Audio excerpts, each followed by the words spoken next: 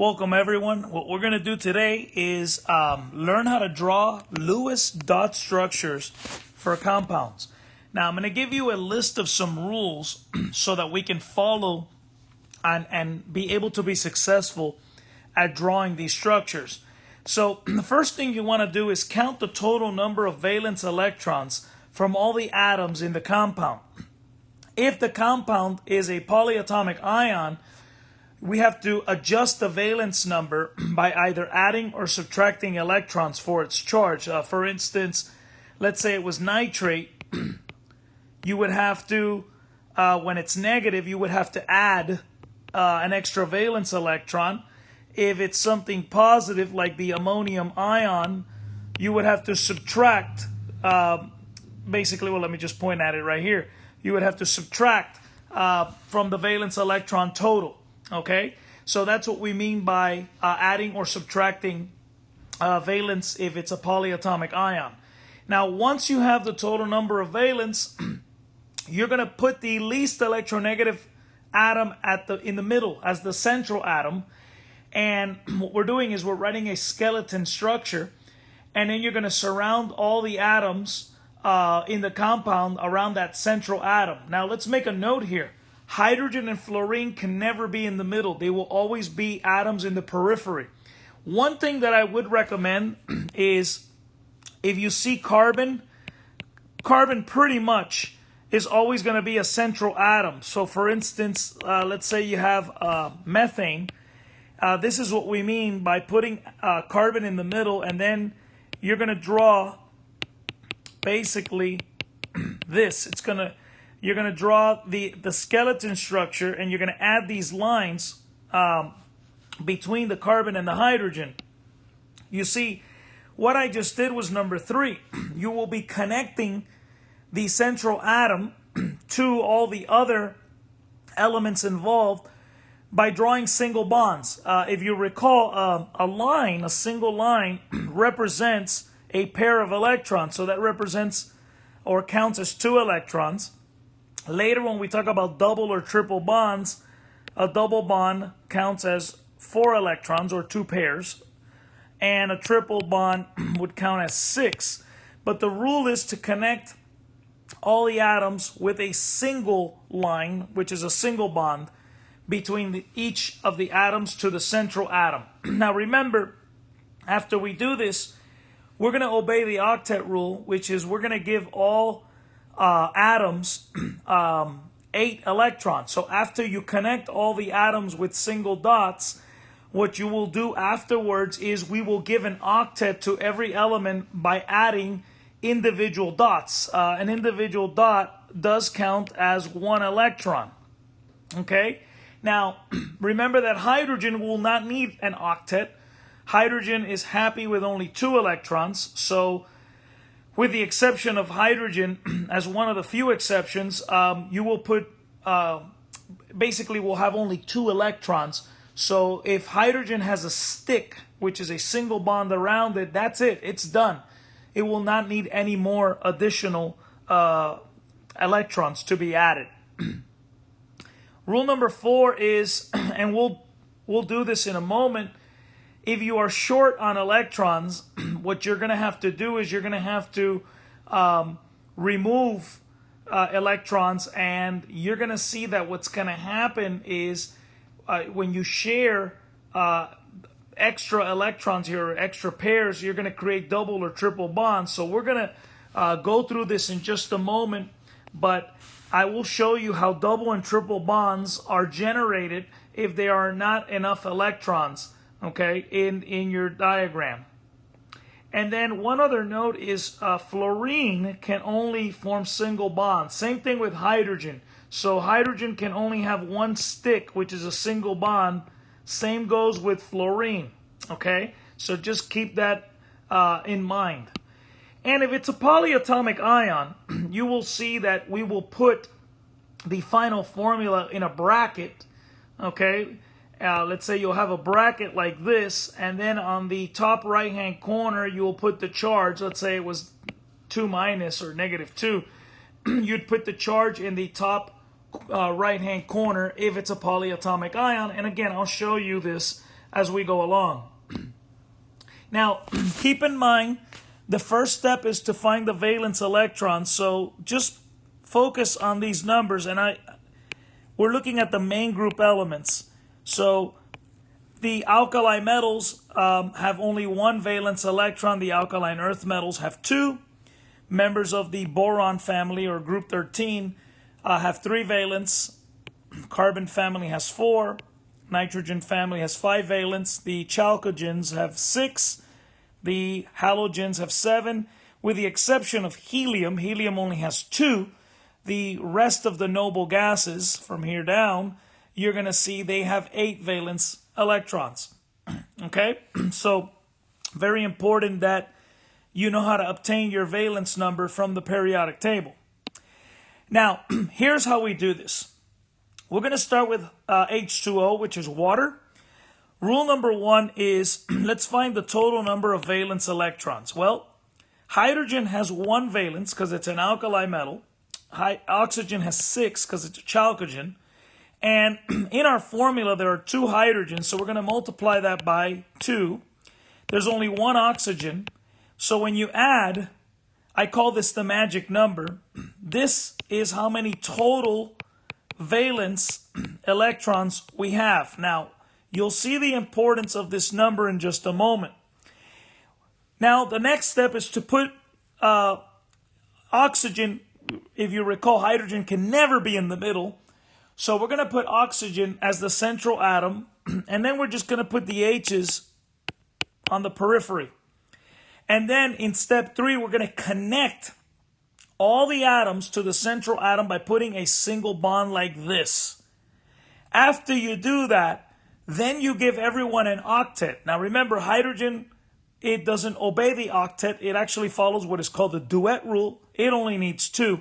So if you look at the hydrogen here and here, there is nothing to add. They only have to have 1 stick.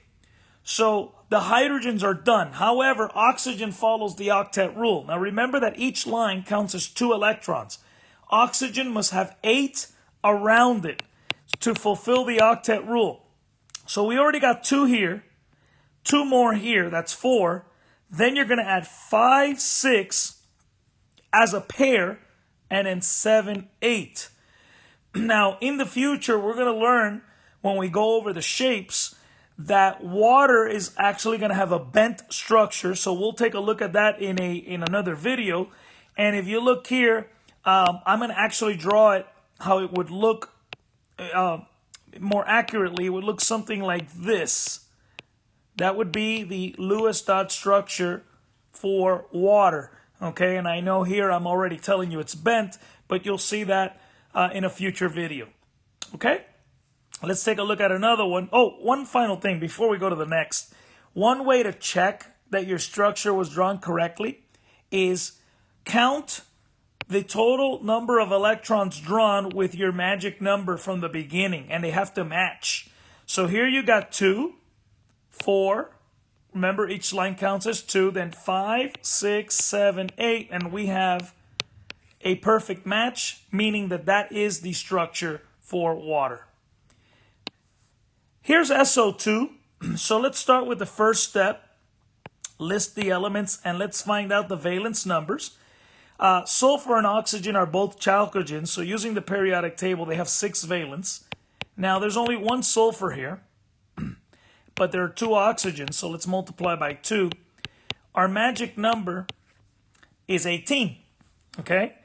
So here is what we're going to do. The next step is to put the least electronegative element in the middle, which would be sulfur. Then we're going to put the 2 O's on the periphery like this. And then third step is to connect them to the central atom. And now we're going to give everybody an octet. Now when you do this, always start with the peripheral atoms. Do the central atom last. So notice that the oxygen on the left here has already 2 electrons. I need to add 6 dots to make it 8. So I'm going to add 2 here, and they're in pairs. So now that oxygen has the octet. And I'm going to go to the other side and do the same. I got 2. Here's 3, 4, 5, 6, 7, 8. Now I do the central atom last. So he has 2 and 2, that's 4, 5, 6, 7, 8. Now check this out.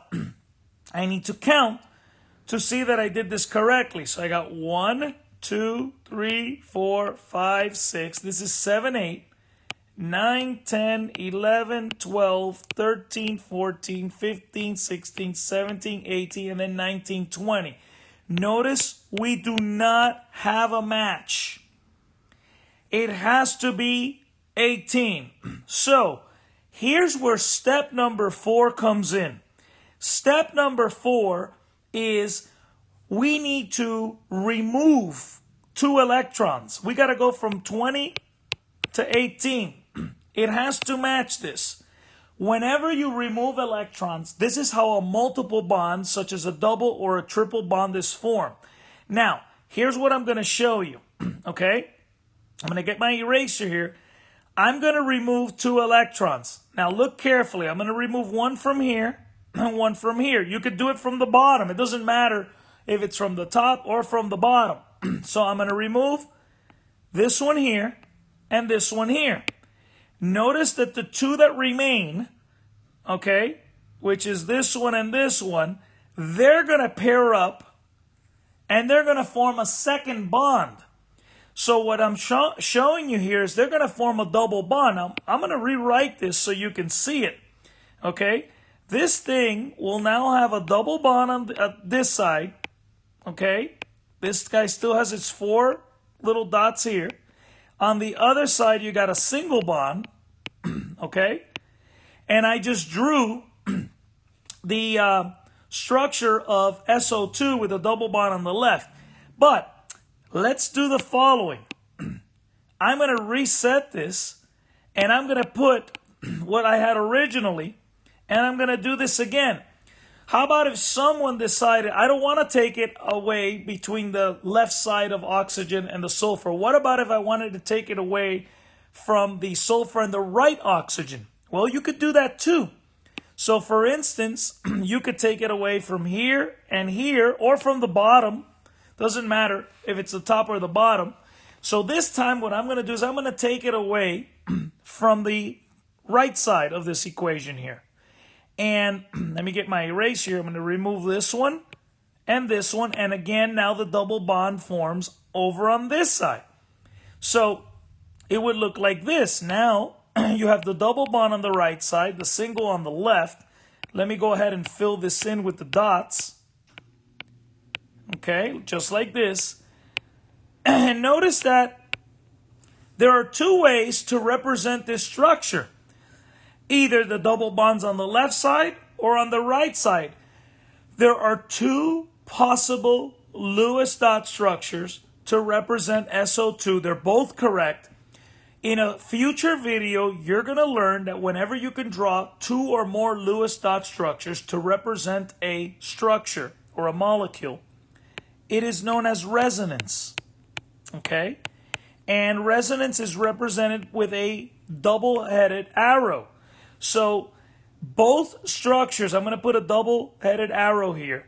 Both structures are correct. You can either put the double bond on the left or the right. Now, when we talk about resonance in a future video, you will be required to actually draw both alternatives and put that double arrow in the middle, because both structures represent SO2. Neither one is correct. Both are correct.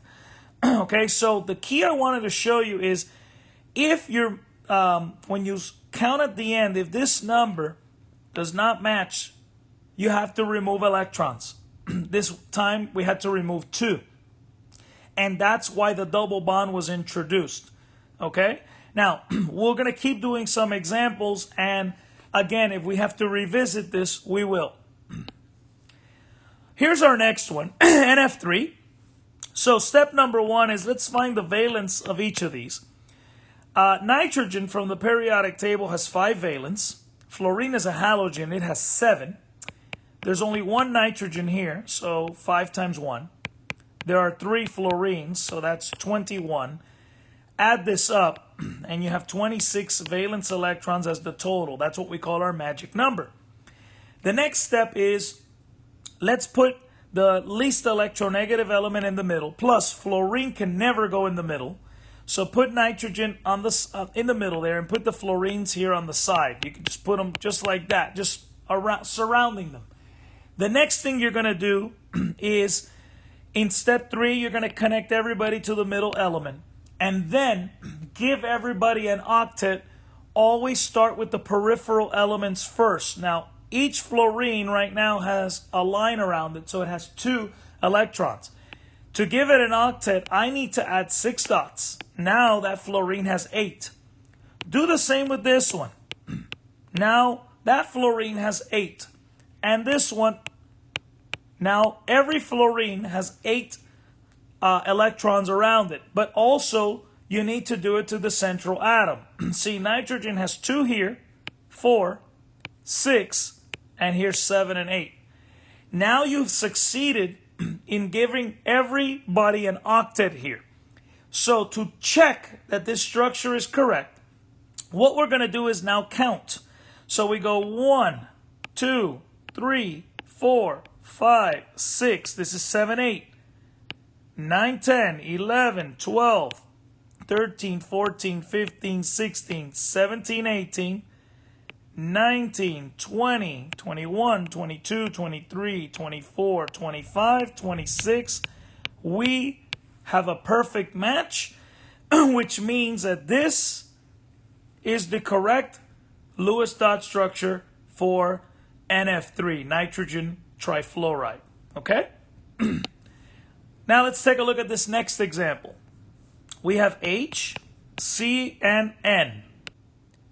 Let's find the valence numbers. Hydrogen is 1. Carbon is 4. Nitrogen is 5. These are from the periodic table. There is 1 of each. So I'm just giving you a tally here. Then you're going to add this, and our magic number is 10 electrons. Okay?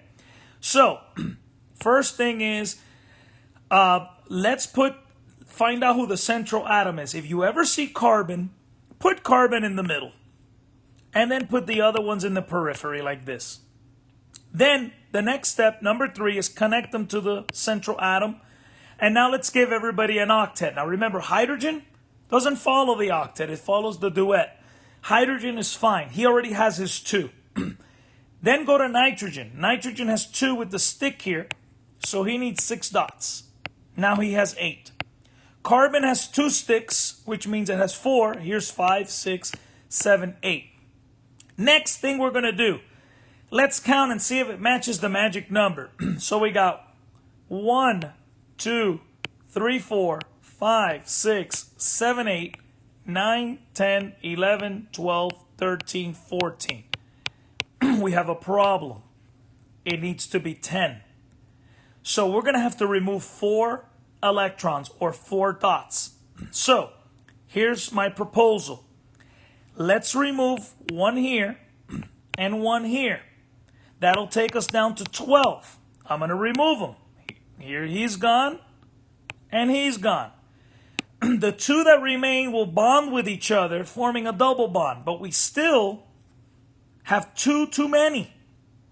So I'm going to repeat what I just did on the bottom. I'm going to remove 1 from this one, 1 from this one. And by removing 2 more, it will now take us to the desired number of 10. And by removing those 2, look what's going to happen. These 2 are going to share. And what you're going to end up doing, you could see there are 3 lines between carbon and nitrogen. What I just formed is a triple bond. So you still got a single bond between the C and the H. But here you got 3 lines between the C and the N. And you got your 2 little lone pairs here. That's what we call these guys. Okay, they're called lone pairs. And there you have it. This now matches with the 10. And it's a linear structure. We'll look at shapes in the future. But that would be the correct Lewis dot structure for HCN. All right, now here we got a polyatomic ion. So again, let's list our elements. We have 5 is the valence for nitrogen, 1 is the valence for hydrogen. There is 1 nitrogen in this formula. There are 4 hydrogens here. So we have 5 and 4 here. Add them up, that's 9. However, when you have a polyatomic, we have to do an adjustment. If it's positive, you are going to subtract. It's a positive 1. That means we're going to subtract 1 electron. So our magic number actually is 8, not 9. Now, remember, hydrogen can never go in the middle. So here's what we're going to do. We're going to put nitrogen in the center. We're going to put the H's surrounding it like this. The next step is connect everybody to the middle. If you recall, the H's are already happy. They follow the duet rule. So do nothing to the H's. By the way, the nitrogen already has 8 too. It already has an octet. Here's 2, 4, 6, 8. And notice that the 8 that I just counted matches our magic number. So this structure is correct. Now there is one more thing. Step 5, which applies to polyatomics, is when you have a polyatomic, after you are done, okay, put it in a bracket like this, and in the top right-hand corner, put the charge. Since it's positive 1, you don't need to write the 1, just put a positive. And this would be the final answer. And again, you got to remember to put it in a bracket. So this is the answer to this one. Now, we got one more here. So this is sulfate, the polyatomic. So we got sulfur and oxygen. We got 1 sulfur. Actually, let's do the valence first, and then we'll count the atoms. Sulfur has 6 valence. It's a chalcogen. So does oxygen. There's only 1 sulfur, but there are 4 oxygens. That would make it 24 here plus 6. That's 30. But here is the key. When it's a negative, we are going to add, in this case, we're going to add 2 valence electrons. So our magic number is actually going to be 32, not 30. Okay? Now here, notice the least electronegative element is sulfur. So you're going to put him in the middle. You're going to put the oxygens in the periphery. The next step is connect everybody to the central atom and now give everybody an octet. Each oxygen needs 6 dots. This one has 2 already with the line, so I'm going to give him 6. I'm going to do the same thing down here and over here, as well as here. And then if you look at sulfur, sulfur already has an octet, 2, 4, 6, 8. Has 4 lines around it. So sulfur is fine. The next thing we're going to do is we're going to now double check see if it matches the 32 electrons. So here's the count. 1, 2, 3, 4, 5, 6, 7, 8. 1, 2, 3, 4, 5, 6, 7, 8. That's 16. 1, 2, 3, 4, 5, 6, 7, 8. And 1, 2, 3, 4, 5, 6, 7, 8. I counted 32 electrons, which is a perfect match to our magic number over here. So this is the correct structure. However, it's a polyatomic, so we must put a bracket and the charge in the corner. You could either put -2. 2 minus is usually the way it's written in textbooks. So it has a 2 minus or -2 charge, and that would be the structure for sulfate. Okay, so in the future, we're going to watch a video that talks about resonance. We're also going to watch a video that shows additional structures where there's exceptions to the octet rule. And then eventually we're going to learn, once we draw these, how to list or how to categorize what shape these structures end up having. Okay?